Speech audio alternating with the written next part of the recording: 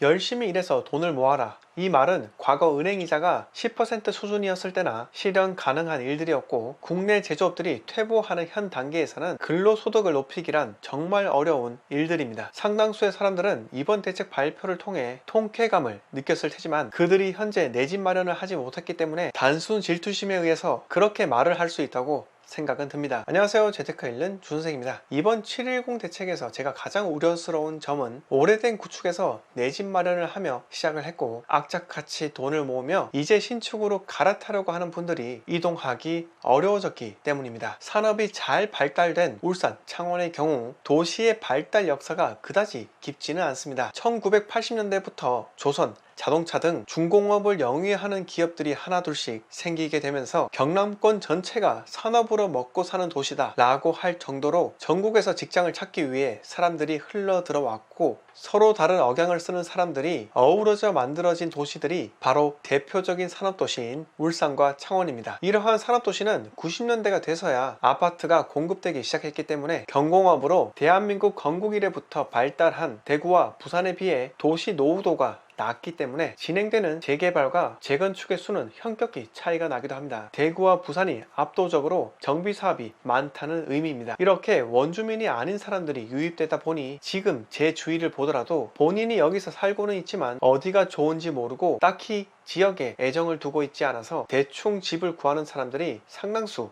있습니다. 일단 신혼집은 마련하고 싶어 직장 근처 저렴한 구축을 매매를 통해 시작하고, 돈을 모으면 신축으로 갈아타야지 라고 마음을 먹었지만은 요즘같이 상당히 높아진 집값을 보며 한숨만 푹푹 내쉬고 있죠. 그러나 710 대책은 이러한 구축을 가진 서민들이 신축에 입성할 수 있는 마지막 사다리조차 걷어차 버렸습니다. 바로 엄청나게 상승된 취득세가 그 원인이라 생각합니다. 1주택자가 주택을 하나 더 취득하면 이제 8%의 취득세를 내야만 합니다. 물론 구축을 먼저 팔고 전세나 월세로 거주하다가 신축을 사는 방법도 있겠지만은, 첫째, 전세가가 치솟고 있다는 점과 둘째, 신축은 계속해서 가격이 상승하고 있다라는 점, 이 두 가지 이유로 이 방법은 현실적으로 어려운 것이 사실입니다. 그래서 대부분은 먼저 신축을 계약금만 걸어두고 기존 주택을 매도하면서 잔금을 치르게 되는데, 지방에서도 신축과 구축의 양극화가 점점 심화되고 있기 때문에 대세 상승장이라 할지라도 구축은 전고점 돌파도 하지 못하면서 정말 팔기가 어렵기도 합니다. 그렇기 때문에 어쩔 수 없이 구축을 전세로 돌리고 신축을 대출받아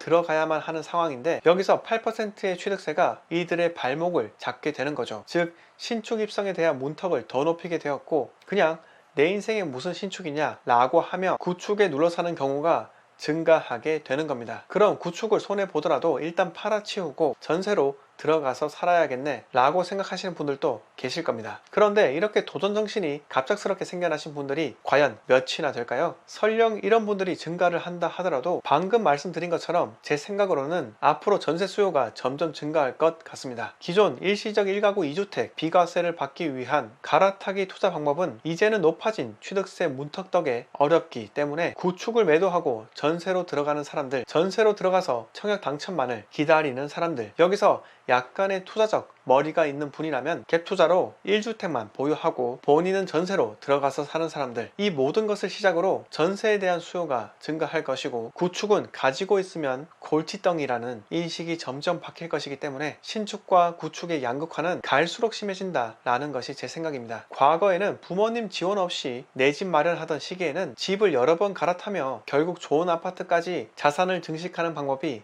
가능했습니다. 계단을 오르듯이 한 단계씩 올라가는 것이 가능했는데, 집값이 폭등하면서 정부에서 발표한 여러 가지 규제로 인해 그 계단을 올라가지 못할 뿐더러 대출이라는 그 사다리를 통해 간신히 윗단계로 올라설 수 있었지만은, 이제는 그마저도 집을 구입할 수 없도록 사다리를 걷어차 버린 터라 서민들이 자산을 증식시킬 수 있는 마지막 수단은 사라져 버렸습니다. 열심히 일해서 돈을 모아라. 이 말은 과거 은행이자가 10% 수준이었을 때나 실현 가능한 일들이었고, 국내 제조업들이 퇴보하는 현 단계에서는 근로소득을 높이기란 정말 어려운 일들입니다. 상당수의 사람들은 이번 대책 발표를 통해 통쾌감을 느꼈을 테지만, 그들이 현재 내 집 마련을 하지 못했기 때문에 단순 질투심에 의해서 그렇게 말을 할 수 있다고 생각은 듭니다. 그러나 지금은 그렇게 생각할지 모르겠으나, 그분들이 집을 구하러 다닐 시점에는 아마도 내가 이제 위로 올라갈 수 있는 사다리는 사라져 버렸구나 라는 것을 깨달을 수 있을 겁니다. 이 세법 개정안 과연 아무런 진통 없이 통과될 수 있을지 지켜보도록 하겠습니다. 자, 그럼